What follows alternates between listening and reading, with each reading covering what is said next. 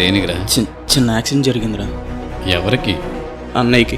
Accident ఏంట్రా? చిన్న accident లేరా, ఏం లేదు, చిన్న దెబ్బే, జస్ట్ ఫేస్ కొంచెం వాసింది అంతే.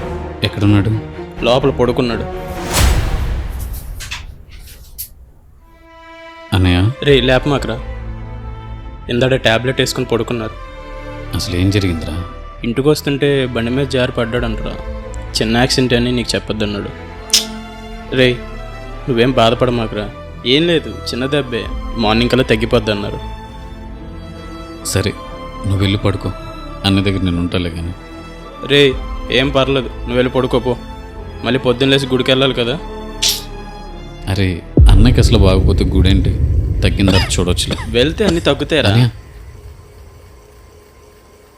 అన్న అరే వాటర్. తీసుకో, ఇదిగోండి.